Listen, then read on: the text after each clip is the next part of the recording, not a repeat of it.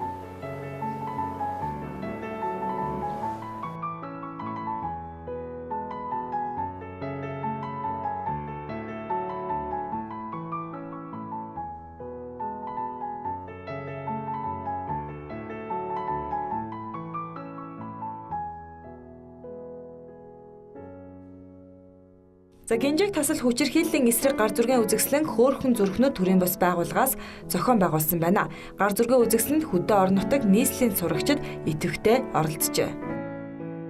Ахлахангийн сурагчид болон мэргэжил сургалт үйлдвэрлэлд сурдаг суралцагчид хөдөө орон нутаг Улаанбаатар хотоос гээд нийт ирсэн байгаа. За тэгээд магадгүй энд ирсэн бүтээлүүд ерөнхийдөө бол гендер суурьсан хүчирхийллийг агуулсан. Гэр бүлийн хүчирхийлэл, хүүхдийн эсрэг хүчирхийлэл, үе тэнгийн дээрлэхэл дарамт цахим гадуурхалтын асуудлуудыг бол гаргаж ирсэн. За гар зургийн үзэсгэлэнд ирсэн 150 гаруй бүтээлээс 3 бүтээлийг шалгаруулж мөнгөн шагналаар урамшуулсан байна. Гар зургийн уралдааны 1-р байранд сурагч Цэлмөөний бүтээл шалгарсан бол 2-р байр нь 1-р сургуулийн 12-ын Ё ангийн сурагч Зөвшин Заяагийн гар зураг шалгарчээ. За зохион байгуулагчдын зүгээс 3-р байранд 2 бүтээлийг шалгаруулсан байна. За гинжиг тасал гар зургийн үзэсгэлэн энэ сарын 11-ний хүртэл үргэлжлэх юм байна.